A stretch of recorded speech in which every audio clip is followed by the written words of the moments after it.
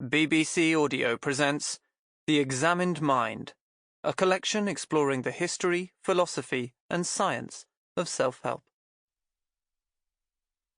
The first show in this collection is Heal Thyself, a history of self-help, in which comedian Robin Ince explores our timeless fascination with the self-help shelf.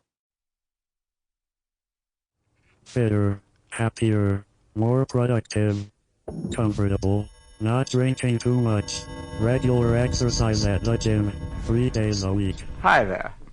Let us suppose that you are going to a little gathering someday soon in the home of a friend. There you will meet people, nice people like yourself. You will wish to mingle freely with these people. You will wish to talk with them easily and smoothly and interestingly. You can do it.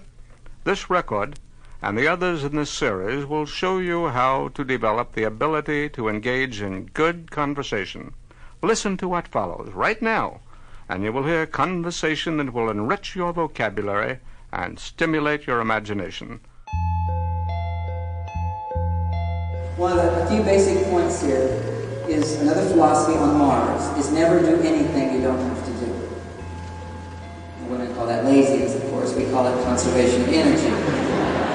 These are designed to help you develop your own powers of positive thinking by practicing the ideas contained in the book. Now let us begin. Here is Dr. Norman Vincent Peale.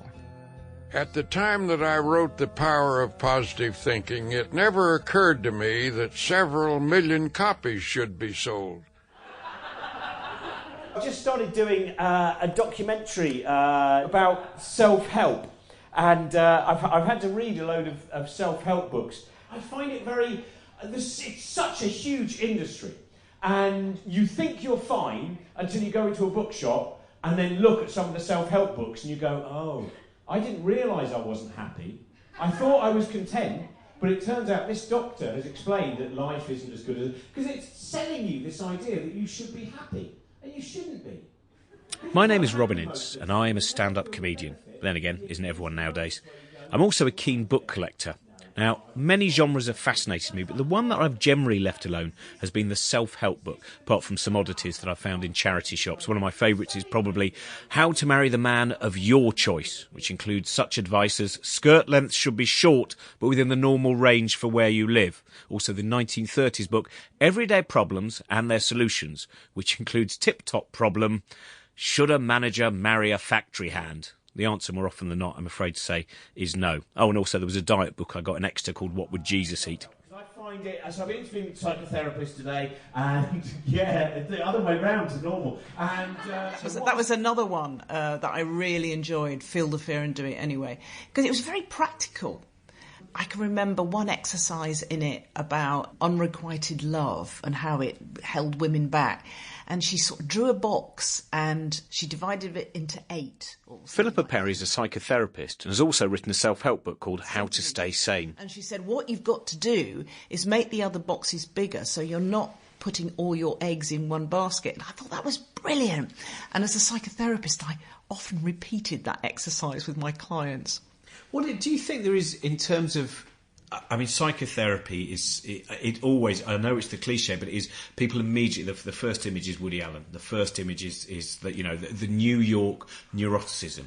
And that though there seems to be far more of it now in the UK than there was, there's still those books like Susan Jeffers' Feel the Fear, and there's someone like me goes, oh dear, very American kind of... I think the trouble with the American self-help book is they commit the sin of earnestness, and as anything us Brits hate, it's earnestness. We can just about manage serious, but earnest, no! You know, we just can't do it. It's just not us. So a lot of those books are good, but you've just got to realise that earnestness isn't the sin in America as it is in the UK. I didn't want these lectures to turn into some kind of funky kind of Tony Robbins course in self-development. Though I haven't listened to self-help tapes, I've often been interested in tapes of more idiosyncratic philosophy professors, such as Rick Roderick from Duke's University. In fact, Tony Robbins and people like him are a part of the problem themselves, their banalization. I love it when I hear someone say, I've listened to Tony's tapes, and now I used to be fat and unhappy. Sample complete. Ready to continue?